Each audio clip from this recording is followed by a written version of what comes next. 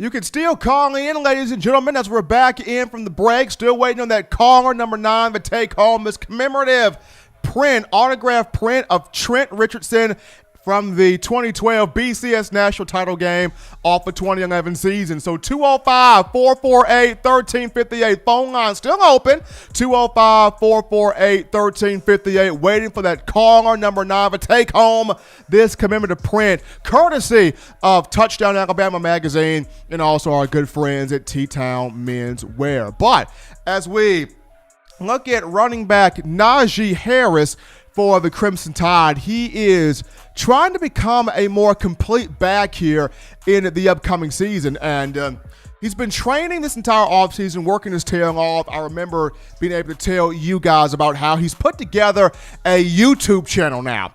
And with the YouTube channel, he's showing you the different exercises he's been doing, the different types of training he's been into, and preparing himself to try to hit on all the goals he has this season, whether it's trying to be a 1,000-yard back again, trying to get some individual accolades, maybe set a couple of team records, put himself in position to win the Heisman Trophy, or even trying to have himself in position to be a first-round draft pick. There are a lot of things that Najee Harris is going after, but trying to be a complete back to get those things. And in conversations I've had with, former NFL running back Derek Blaylock, who played for the Kansas City Chiefs for quite some time there, and also former Auburn standout, Auburn player Brad Lester, who played from 2004 to 2008 with the Tigers. In conversations with both of these guys, they have both told me that, speed kills. Speed is the biggest thing for running backs in college football. Everybody wants to get faster. Everybody wants to, be that guy to create the toughest angle, to be difficult to tackle, to be explosive in space with the ball in their hands. And just in the conversation with Blaylock, talking to him, he basically said, Najee's main thing this year is speed. Got to get him a bit faster. If he can get his 40 time down to being a 4.4 flat 40 time, it's going to be game over. Nobody's going to be able to stop him. So Blaylock has had Harris going on the overspeed treadmill. He's running on the overspeed treadmill. There was even a video of him racing a drone. I mean, that's crazy. Video of him racing the drone. Video of him on the overspeed treadmill. That's from, Blaylock. And then when you mention Brad Lester, he's been working on Harris with explosiveness inside, in between the tackles, being aggressive, being a one-cut back, and being intentional about making those decisions. The moment that ball touches your hands, already have your mind made up. I'm cutting it and I'm going. One cut, get up the field, get up and down the field, be a north-south intentional running back, and being aggressive with that. That's what Brad Lester is working on.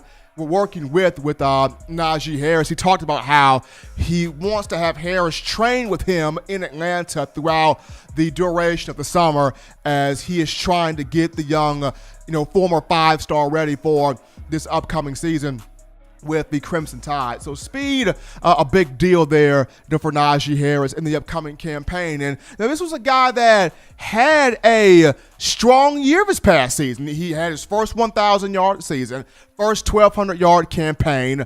We saw how early on, Najee struggled a bit to come out of the box, struggled a bit to be aggressive, to hit the hole, to be intentional, to have the power and speed combinations. Kind of took him a while.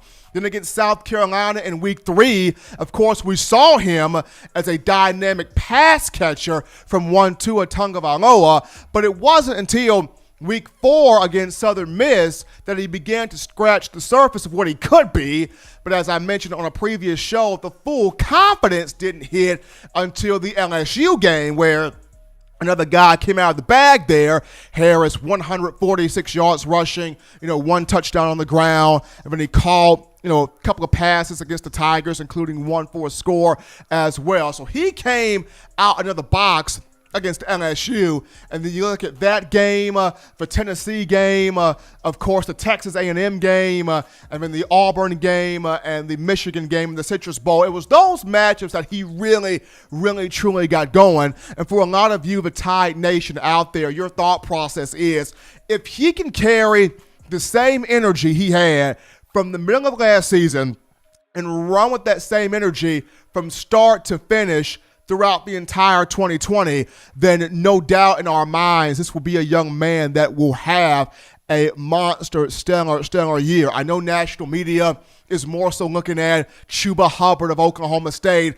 or Travis Etienne of Clemson. I know a lot of guys in the SEC are looking at more so Kylan Hill of Mississippi State, but here's a guy in Najee Harris, former, once again, 5-star guy out of California in the 2017 class that is a big-time factor and ready to get it done right now. But once again, folks, still waiting on that caller number 9 to come home with this commemorative Trent Richardson post, but we'll wait till next week here for caller number 9, waiting to next week here to give away this commemorative print here of Trent Richardson, courtesy of T-Town Menswear and also Touchdown Alabama magazine. But looking forward for a big season from Najee Harris. But as always, you want the best in news, notes, information, and coverage on your Crimson Tide. You can get this by downloading the Touchdown Alabama magazine app. You can get this from the iPhone App Store if you're rocking Team Apple, Google Play Store if you've got the Android phone.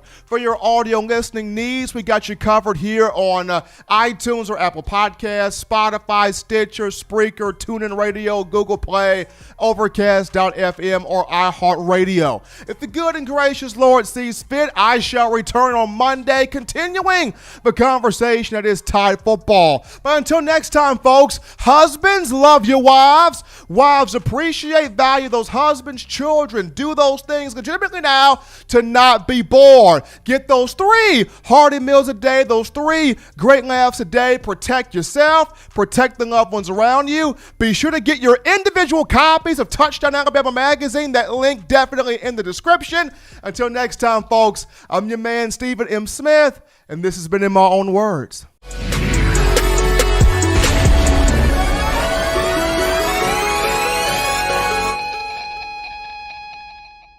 Thank you for watching Touchdown Alabama Magazine's YouTube channel. To continue to get the best in Alabama football content, subscribe here and turn on your notifications to stay connected with the hottest shows covering your Crimson Tide.